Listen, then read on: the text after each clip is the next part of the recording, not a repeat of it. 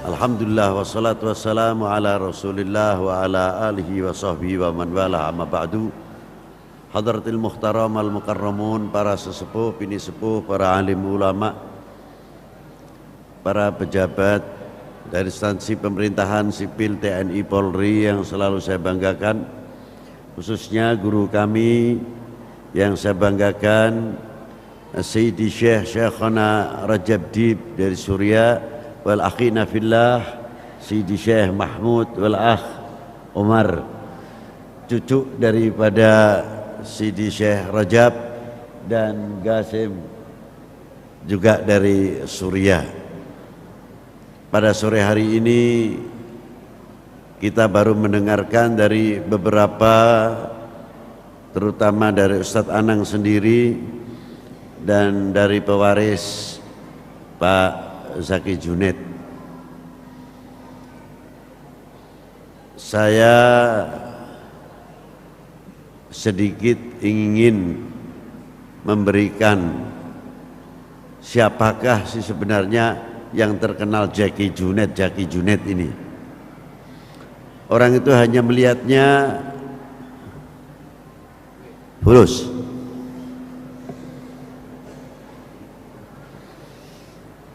Jangan sampai kita melihat mahabbah dengan dasar fulus.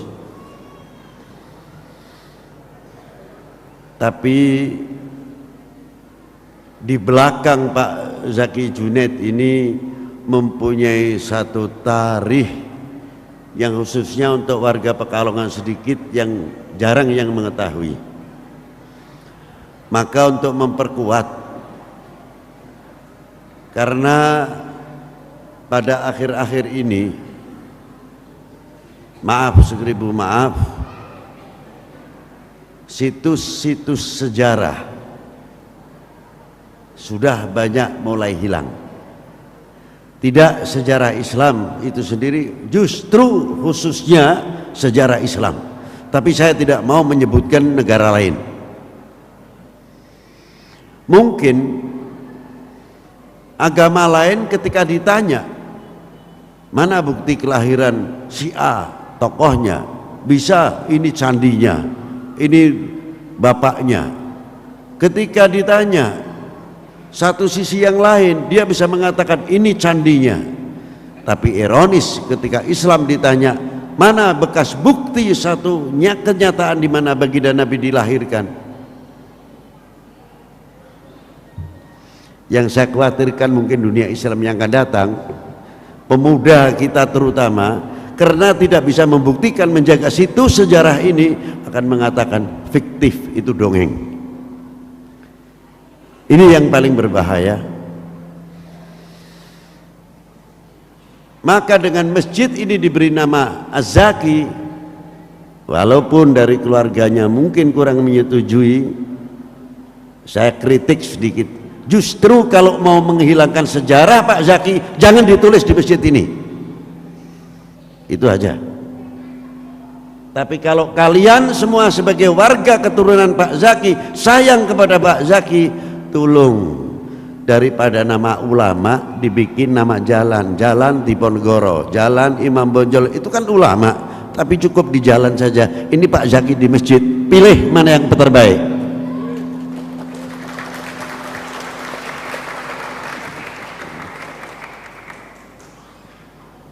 Ma'asyiral muslimin rahimakumullah. Dulu di Pekalongan ada satu tokoh ulama, tapi memang beliau tidak suka dikholi, memang wasiat. Pertama kali tokoh pembangun madrasah pertama di Pekalongan dan pesantren pada tahun 1301 Hijriah, bernama Al-Habib Hashim bin Umar bin Toha bin Yahya di Jalan Kenanga atau Klego. Itu diberi namanya Masjid Nur. Dulu pesantrennya, pondok pesantrennya panggung, masjidnya masih panggung. Pada tahun 1342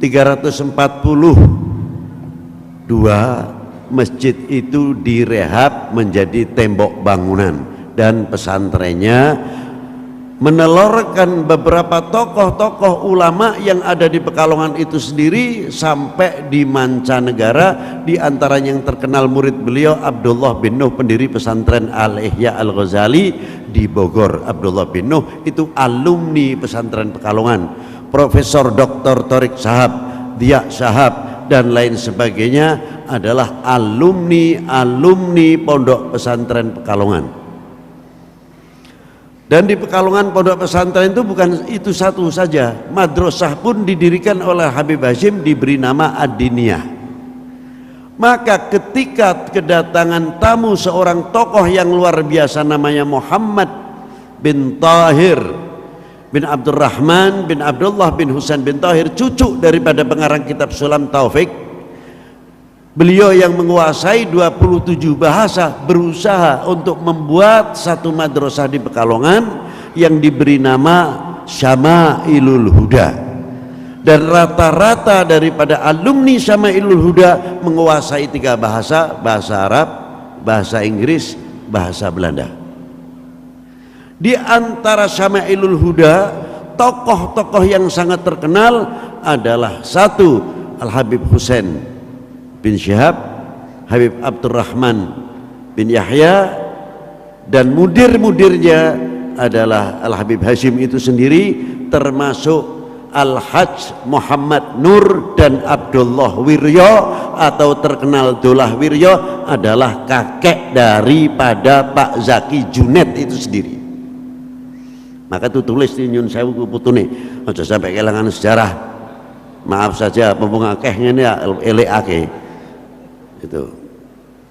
Nah, biografi inilah yang luar biasa, sejarah yang dibawa oleh daripada Syekh Muhammad Nur, lebih terkenal dengan Mad Nur. Itu ayah Pak Junet. Kakaknya Abdullah Wiryo yang tidak pernah terlepas pakaian sunnatun Nabi yang namanya bersurban, gamisan, hatta mengajar pun tidak pernah melepaskan. Dua orang ini sunnatun Nabi sallallahu alaihi wasallam. Itu diantaranya. Akidahnya jelas. Setelah beberapa tokoh itu tidak ada, diteruskan. Berdirinya Mahat adalah oleh Al-Habib Zain bin Abdurrahman bin Yahya, itu pun hampir hilang, jarang orang menyebut namanya. Dan yang kedua Al-Ustadz Abdullah Al-Hindwan. Lama setelah dua tokoh ini tidak ada, goyah.